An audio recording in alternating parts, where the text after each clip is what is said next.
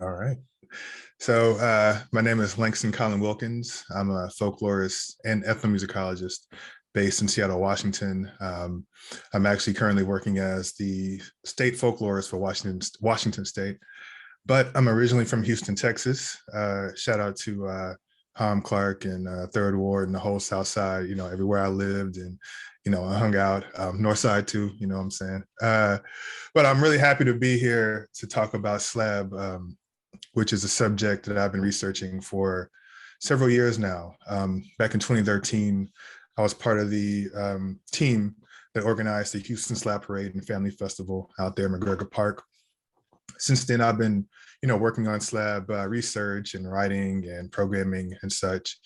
And SLAB, along with Houston Hip Hop, is part of my forthcoming book, Everybody Inherits the Hood, Place, Identity, and Hip Hop Heritage in Houston, which is now under contract with the University of Illinois Press. So I want to thank the Contemporary Arts Museum of Houston for facilitating this conversation.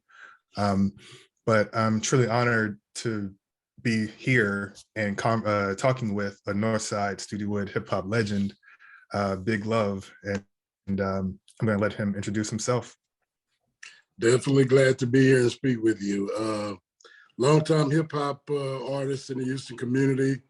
I reign from a neighborhood they call Studiowood, but it's also known as Independence Heights, and it's it's actually the first emancipated Black, community in the city. So a little history there as far as Independence Heights. I've lived on both sides of the city, so I am like the culture is embedded on me from both sides. I had the pleasure of being screwed on a lot of mixes with the late DJ Screw. My DJ Blast, was actually a good friend of his who taught him how to use a lot of the keyboards and stuff that he was using. So our relationship stemmed from that. And from the North Side, by the time I put out my first album and started working on it in the 96 and released it in February of 97, June of 97. My actual DJ for tours and shows was Michael 5000 Watts, who ended up leading the Screw per se revolution on the North. So I was one of the few tweeners who've been embedded between those two guys. That's what's up. Again, I'm honored to be talking with you. So yeah, I was really excited to see that SLAB was part of the Dirty South exhibit. Because I don't think you can talk about, Black culture in the South, especially in Houston, without talking about SLAB culture. SLAB, like other car cultures, they're folk art on wheels, right? They reflect the creativity, history, the social dynamics, philosophy, and just kind of general way of life of a segment of Houston's population. And they're not just cars, right? I mean, they're also it's also a musical practice as it's tied to the local hip hop scene. So yeah, SLAB is a truly dynamic practice, and we're gonna talk all about that in our conversation today. But as sort of a jumping off point, we've seen many types of slabs out there. There's many different kind of approaches to, constructing a slab. But Big Love, as someone who's, kind of an OG in the game, slab and hip hop, been around for a minute. How would you define a slab? What are the core components of a slab? Well, first of all, I'd say that slab is kind of like what you said amongst the folklore. It's the African American touch on car customization, basically. We had the Hispanics had the lowrider clubs, and this is where we got a lot of it from. And there was monster trucks, and then you had an Asian community that were in the speed. So these car communities have kind of always existed as part of these different cultures. So with us, when we say slab, the slab has a unique meaning with me as well, because I was raised with a father who worked construction all of his life. So he left a lot saying, okay, I got to go pour a slab. So I automatically knew he was talking about streets and, just adding to the city, the concrete, with something that we would drive on. So that's kind of derivative of how we kind of picked up slabs, just cars riding on the slabs. So yeah. Cool, cool. And so what are some of the core components? Like, what do you need to have an official slab? I'd say first, when constructing the slab, you'd have to have a vision. It all starts with a vision. And once you have this vision, then you have to find a project automobile. A lot of guys, are in the older cars. We use Buicks and Cadillacs, but it's kind of trending now. They're even slabbing new cars. So whatever your vision is, you pick the car you want to do the project on. And to make it official, the first thing you got to do is you got to go get your 84s. You got to get your swingers. And nowadays, that could probably start you at a minimum of about $6,000, getting a set of those for your car. And let's see, you got your swingers, you're gonna need your candy paint. So you're talking another $5-6,000 on paint alone. You got your auto upholstery, which is the interior of the car has to be redone. There you're talking another $5,000. So you're dropping these $5,000 and $10,000 buckets into a vehicle that may have cost you $20,000. So by the time you're through with this vehicle, you've invested well past the worth. So it's easily to take a $20,000 vehicle, and before you're through, now it's worth 50-60 grand. But yeah, back on the components. So you're adding the paint, you're adding your fifth wheel, which is just an extension of the wheels you have on the tires. You got to get one cut out specifically and placed inside of the hub bearing and put on the back of the car. And along with that fifth wheel, there's a wiring system that goes inside the car to where you can actually make it recline and go up and down. And sometimes you'll need it to access your trunk after you put that on there. So it all has its purpose. Then you want to definitely add a sound system.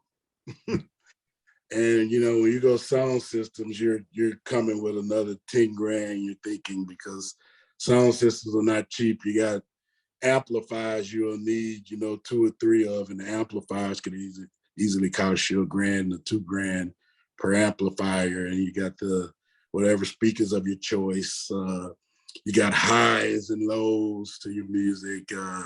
You got your radios, and they got all kind of digital displays now.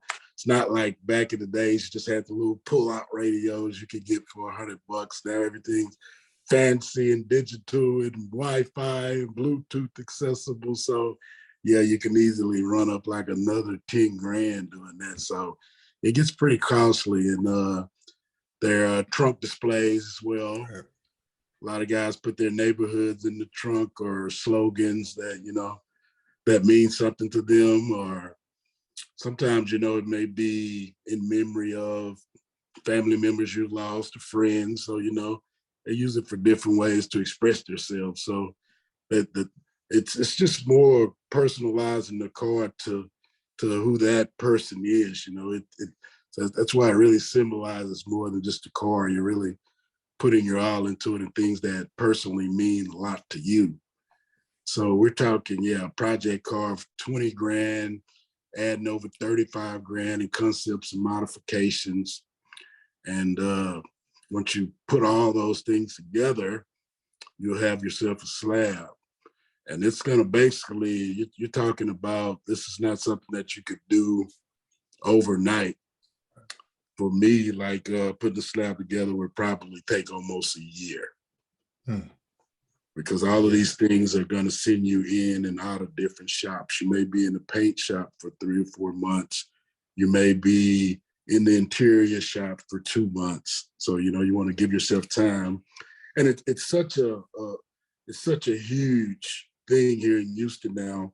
Each one of these shops that you go to try to do these different customizations, some of them the lines are so long, though. Like I know a paint shop that does customizations here, like they're not even taking any more cars for next year, just to give you an idea. So It depends on, how you get in those lines, man, and how you do it, man. 'Cause it's a craze now, and it's a lot of people trying to put different stuff together, and it takes time and patience. Wow. Wow. No, I appreciate you. And I'm glad you started talking about the process, right? Because that's kind of where I want to move next. You know, you can't just walk into a dealership and pick up a slab. It's not like going to buy, a Toyota, what I'm saying, Right. fresh off the floor, right? So can you talk a bit more about like the process of creating one? Like do slab owners do their own work a bit? I mean, do they work with other folks out there? Like how does one put one together? What's that process like? Um, I think it's a lot like artwork or any other thing you're doing. You want to work with someone who has a similar vision or maybe completely out of the box vision. Depends on how you want the final product to come out. I usually work with a guy here, goes by the name of Mayor Chico. He's a guy, he's a little older than me. He's from a neighborhood kind of next door to mine, which is the Acres Home community. Oh yeah. But he's one of those guys that his grandmother is from Herm Clark, so he grew up in Herm Clark. His entire family is from Herm Clark. He's been riding slab with those guys since he was like 15, and he's like really big. He saw like the culture take off from the jump, like Jonathan Coleman and some of Mhm. those first Herm Clark guys who were doing it, the goal line. Like I think they may argue with me if they're like historians in it, but I think that goal line for me was one of the actual first lines that I saw. And when I say lines, that's just kind of like car club. We kind of like get all our cars sprayed the same color, and when those cars are the same color, those guys kind of hang out and go to different places and hang out, whether it's the Chicken Shack or wherever it may be, just someplace. But when they pull those cars out and you're thinking you got 10 to 20 of these color customized cars, it's almost a party wherever you go because crowds is attracted to these cars. But yeah, I basically work with Chico. He's also worked with me at my Candy Stove Productions on the label end before we started the car customization end. So he was, he's a big help. Like I said, he was in that Harlem Club culture. He's also been in hip hop culture. He was in a group called New Mafia, which was like an early one of the first groups in the city as well. So between just me and him and our visions, sometimes he's more keen on interior than I am. He has these supervisions. He likes the suede and the leather combination. So a lot of time I let him handle the interior, and I may have a vision on the outside, and we just concatenate and come up with these creations. Got you. And again, you're making all the transitions for me, so that's perfect. I want to talk a bit about the history.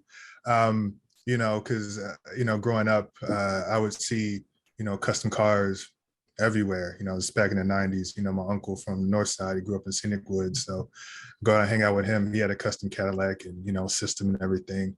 But I'm wondering, when take us through a bit of slab history. Like, when did you first started seeing the cars, or like from what like when did slab kind of emerge in Houston? For me personally, I would say the early 90s is when it completely drew me in, because we were young guys. We were, there's a lot of poverty in these neighborhoods that you mentioned. So we're out, and other than TV, we never really grasped or got to see success firsthand. So unfortunately, but maybe fortunately, some of our first looks at money was like the neighborhood drug dealers per se. So these are the guys that had a big influence on us, because we're the little poor kids running around, and then you got these cool guys with these cool cars, the jewelry, and and just everything that you see on TV that we kind of affiliated with cool, and and it kind of just pulled us in, and just it's the slabs were kind of like, they're the same to us as like money and jewelry and women.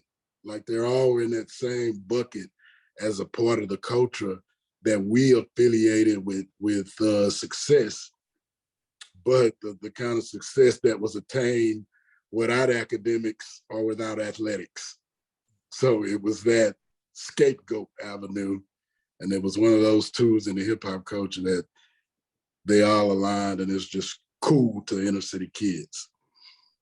Got you. And you know, taking a step back, because I think, you know, many people who look at slabs, they really marvel at the swingers, you know, the elbows, right? So like, do you know the history? Like, when did the swanger kind of enter the culture, and like, what's the appeal? Because you don't see swangers anywhere else outside of, you know, slab culture. So talk to me about swangers a bit. I know the company that originally made the swingers was a company called Krager. So I know we made popular 84s because they stick out a little further, but before that, you did actually, they were like, they called them 83s. They were just like a shorter version. Because I can actually remember my dad and even my stepdad having these Kragers, but at that time on some of the vehicles, they didn't necessarily use the Vogue tires. With then Vogue was just the gold line around the tire and the white. I can actually remember them just riding those fat white wall. There were wider white wall tires, and they would have those 30s on there. But I mean, it just progressed until, I guess, you know, as time passes, for some reason, bigger just seems to be better all the time. So yeah, but I think Krager definitely were the creators of those wheels, and I think their patent may have been bought years later by Texas Wire and Wheel, perhaps, and I think they just have ran with it since, and they make them extremely long sometimes. Some of them are not particularly my preference, I guess, because I'm the older crowd, and you know, I'd rather be legal and follow the traffic laws versus the young. They're kind of, you know, rambunctious, and they just go bigger, better, and, you know, whatever floats their boat, man. It happens like that, right? Mm-hmm. Yeah, sticking with, you know, I think competition, right, is part Mm-hmm. of the culture as well, right? Right. Healthy competition, of course, Yeah. right? Because it's all fun. But can you talk to me about the competitive nature of slab culture, and also, obviously, there's this practice called swanging, right? Mm-hmm. So can you talk to me about all that? Oh yeah, it's and that's another inner city thing, but I think that goes pretty much everywhere. Just people are being competitive. If you go back to your school days, you want to be remembered. You want to be a cool guy. So the guy who had the nice clothes or the nice shoes or the nice, you know, he was always the cool guy. So the only way for you to be competitive with that guy is you have to match his presentation or be better. So, you know, that's how the competition comes in the cars. But I like competition because competition always brings out the best in people as long as it's healthy competition. So everybody's competing. They want their car to look better than the next person. And the culture gets this variety of nice cars out of this healthy competition. So the competition is healthy and good. As far as the swanging, this is another thing too. Swinging is just kind of like, you know, moving in and out of your lane per se. But like I was saying now, I attribute a lot of that to age, because a guy like me, I just want to ride slow, enjoy my music, let the car be seen, and that's good. But I find now, like, it happens to me every single time. It's like I can be, whenever I'm in my slab, there could be someone in a Honda or a regular car, man, and they're just swinging in the lane. And I guess their attempt to get my attention, like swing, swing, swing. And I'm like, no, like cops, like, no, I stay in my lane. So, and then not to add on to that, man, I think it's dangerous, you know. So a lot of people can get carried away. But I think, you know, it's like any other thing, man. If you're gonna have it, man, follow the traffic laws, you know, be obedient to the rules in the city and you're good. A lot of these guys just get a little excited and, you know, but there's actually a time and place for everything. Sometimes, you know, there are parades and there are lanes blocked off that give you an opportunity to actually showcase the swing and do those things. So when it's in that kind of environment, you know, it's pretty good. But in day-to-day traffic, you know, I advise young guys all the time, just relax, man, relax, you know, stay in your lane and, you know, because it's not worth it. It's dangerous. You don't want to hurt anybody. And at the same time, you don't want to tee off anybody and, you know, Yeah. create a situation from that. So put your car together and be proud of it and enjoy it, but also follow all the traffic laws and the artists in your city. Some sage advice for real. Yeah. But you bring up a good point because from what I understand, most people don't drive their slabs every day. You know, they're not necessarily like taking their slabs to work, right? So in what context or when do people pull out their slabs? Slabs are probably driven mostly whenever there's a crowd of onlookers. So if you know there's a party or anything big going on, just a gathering. But mostly in the city of Houston, a good day to pull your slab out is on Sunday. Because that's kind of like a chill, relaxed day. And like you say, the McGregor Parks and the MLKs and the Homesteads and Yale Streets and North Main. You got, you know, a lot of streets and with a lot of different neighborhoods and a lot of guys who put a lot of money into those cars. So you want to be able to bring them out. But if I had to say an average, it's like I probably drive my slab maybe once every 2 or 3 weeks.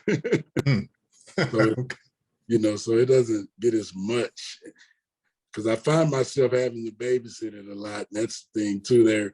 They're in such high demand. It's not like you can leave it at the mall and go in and shop and do regular stuff and come out. You know, you do that, you come out, it's a crowd around it, and hopefully no one in that crowd is a thief. But yeah, you find yourself having to babysit them so much, so you're actually only bringing them out to like public events per se. That's a good point because, you know, it's really a responsibility, you know, once you put one together, right? You got to protect it and babysit it, like you said. Yeah, definitely. And you can insure a lot of stuff on that cars, but you're going to take a loss some kind of way. Like, because everything is, you know, it's impossible to insure for an insurance company to insure all of those components and parts on those cars. So you got to be prepared to take a loss if you're going to be irresponsible and leave it out certain places.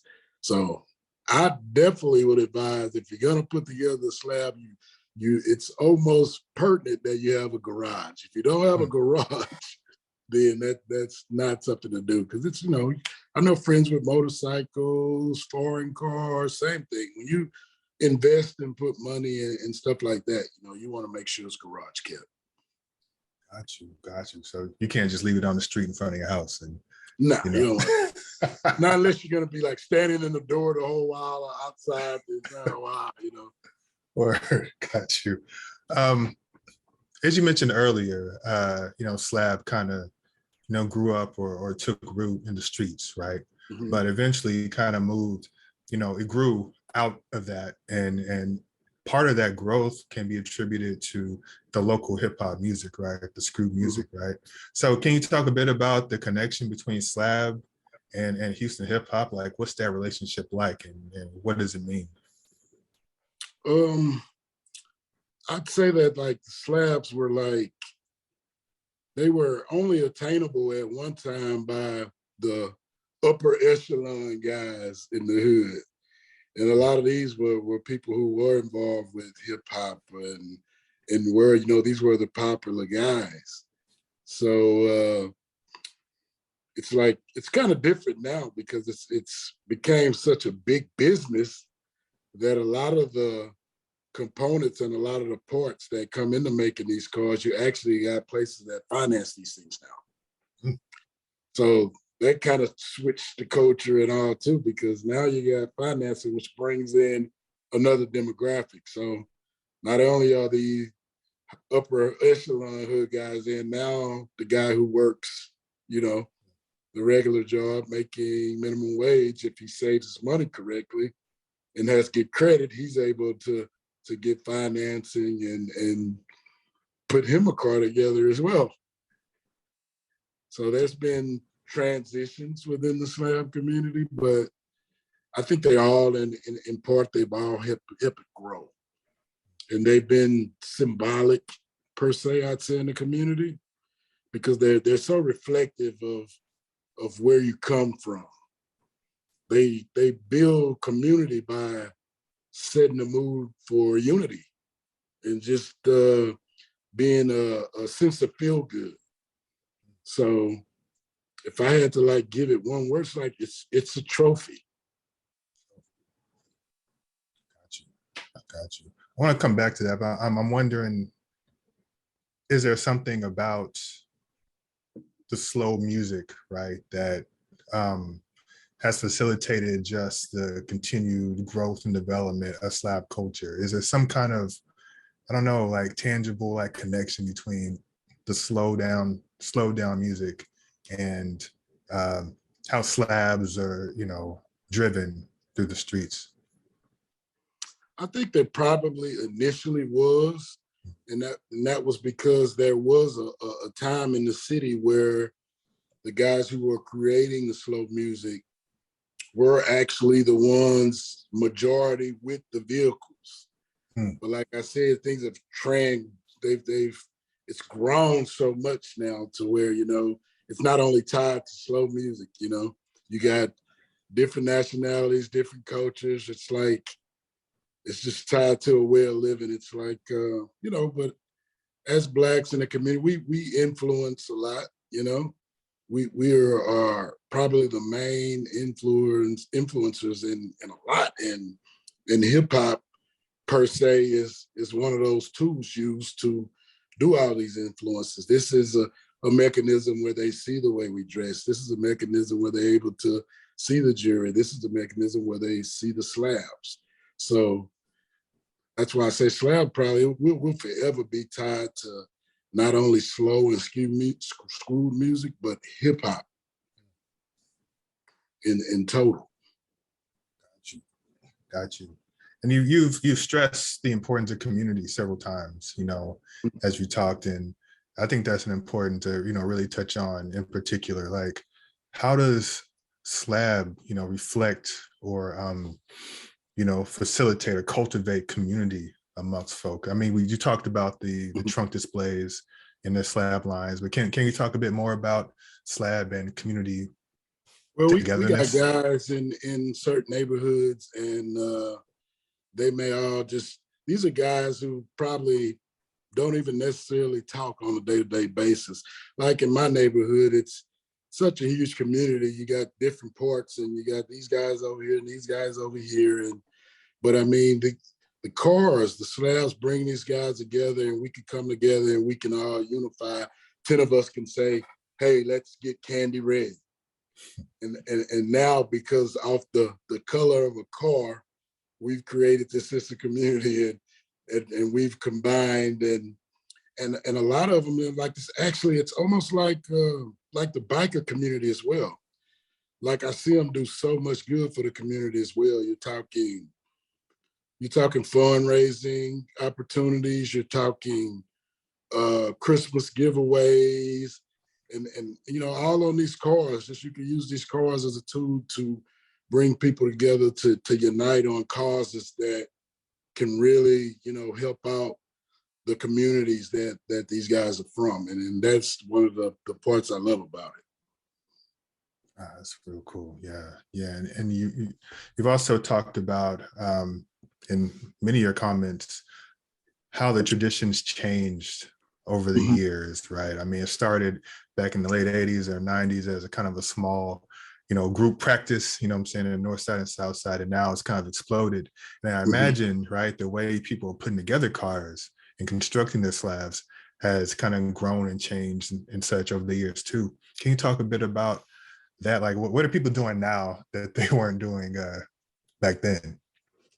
Well, like I said, like they're basically doing a lot of the same thing and using a lot of the components we have, but they're doing it bigger. And their goal is to do it better, you know?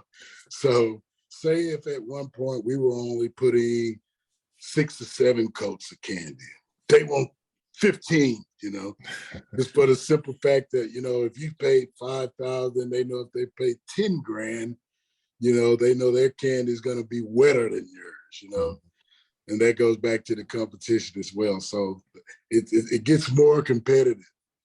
And but I like it, man. There are a lot of kids who I'm all for anything that 'cause I was one of them when my mom was always on me about an idle mind is the devil's workshop. Mm-hmm. So I'm one of those people to wherever you're doing anything productive, whether you're helping someone assist and build and put a house together, or you're creating a concept and building a car, I think that it's just valuable to use your mind to be working on something productive than just sitting around. It's just so much easier, especially in those environments, to get in trouble if you're just sitting around and doing nothing, because the negative influences are always going to be there. So I think that the slabs are kind of like another positive influence that give them something to do. It gives them a reason to work, to save their money to do. So if you're working and you're saving money and you're doing that, that's time you're not being influenced by any negativity around you. No, that's what's up. Yeah, I mean, you know, slab is it's an art form, right? It's a practice, Right. and it's something that people can put their time, energy, and just, you know, creativity into. So yeah, for sure, for sure. Mm-hmm.